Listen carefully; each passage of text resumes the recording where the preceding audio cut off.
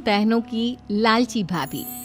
करिश्मा, रेशमा और मनीषा 3 बहनें हैं। उनका एक भाई भी है, मयंक। मयंक अपनी बहनों को बहुत प्यार करता है, लेकिन मयंक की पत्नी सविता इस मामले में मयंक से बिल्कुल ही अलग है। वो अपनी ननदों का जितना बुरा कर सकती है उतना बुरा करती ही रहती है और अपनी ननदों पर हुक्म भी चलाती है। करिश्मा, करिश्मा, तुमने अभी तक नाश्ता नहीं बनाया? तुम्हारे भैया को ऑफिस जाने में देर हो रही है। हाँ भाभी, बस अभी बनाती हूँ। करिश्मा, तुम ये ढीलापन छोड़ दो। कल को पराए घर जाना है। वहाँ अगर तुम इस तरह से काम करोगी तो लोग क्या कहेंगे कि माँ ने और भाभी ने कुछ सिखाया नहीं। और तुम्हारी दोनों बहनें कहाँ हैं? रेशमा मार्केट गई है और मनीषा सो रही है। क्या? सुबह के 8 बज रहे हैं और ये महारानी अभी भी सो रही है? ये कहते हुए सविता अपनी सास दुर्गा देवी के पास जाती है। माँ जी, देख रही हो अपनी बेटियों के तौर तरीके? क्या हुआ बहू, सुबह सुबह क्या कर दिया मेरी बेटियों ने? अरे एक तो अभी अभी उठकर किचन में गई है, दूसरी सुबह सुबह बाहर चली गई और तीसरी अभी तक सो रही है। क्या करूं मैं इन तीनों का, मैं तो परेशान हो गई हूँ। जा जाकर उठा उसे और रेशमा से मैं बात करती हूँ।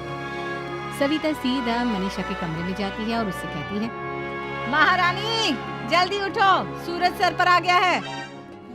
भाभी थोड़ी देर और सोने दो ना, मैं रात को लेट सोई थी।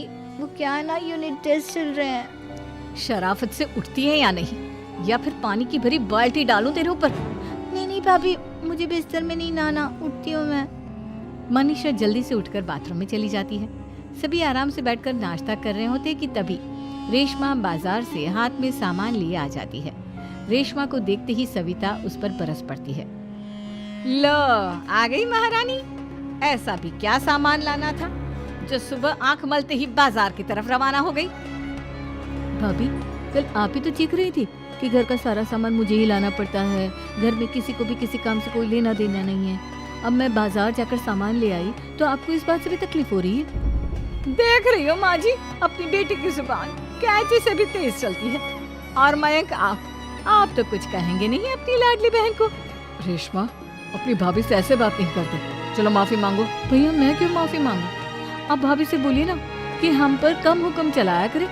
हम इस घर की बेटियां हैं और आपकी पत्नी की ननद है, नौकरानी नहीं। लो कर लो बात। इनकी भलाई के लिए कुछ भी बोलो तो इन्हें बुरा लग जाता है। इस घर में यही इज्जत है मेरी। देख लो माँ जी, आपकी बेटी किस लहजे में मुझसे बात कर रही है। सविता वहाँ से चली जाती है। मयंक को बहुत गुस्सा आता है, वो भी वहाँ से चला जाता है। फिर करिश्मा रेशमा को समझाती है, रेशमा, तुम्हें भाभी से माफी मांग लेनी चाहिए थी ना। लेकिन दीदी, मैंने कुछ किया ही नहीं, तुमने माफी क्यों मांगू? हाँ क्या रेशमा दीदी जैसे ही घर में आई भाभी ही उन पर चिल्ला रही थी। हाँ, मैं मानती हूँ कि गलती भाभी की थी। मैं तो इसलिए बोल रही हूँ कि भाभी ने माँ को तो पूरी तरह अपने वश में कर लिया है। वो हमारी बात सुनती ही नहीं। मयंक भैया हमारे लिए हमेशा खड़े रहते हैं, इसलिए उनकी बात का मान तो तुम्हें रखना चाहिए था ना।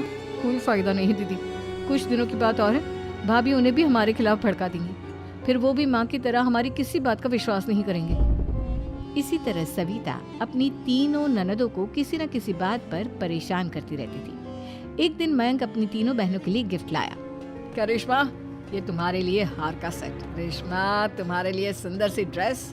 और मनीषा, तुम्हें किताबें पसंद है ना, तुम्हारे लिए किताबें लाया हूँ। थैंक यू भैया। थैंक यू भैया। थैंक यू भैया। करिश्मा, तुम्हारा नेकलेस कितना सुंदर है, ये भैया कहाँ से ले आए होंगे? मैंने भैया को 3 दिन पहले फोन पर ये डिजाइन दिखाया था और आज भैया ये ले आए। सविता तो अपनी ननदों के गिफ्ट्स देखकर जल गई और करिश्मा का नेकलेस तो उसे भी बहुत पसंद आया था। अपनी बहनों के लिए कितना अच्छा नेकलेस लेकर आए हैं, मुझे कभी कोई गिफ्ट नहीं दिया।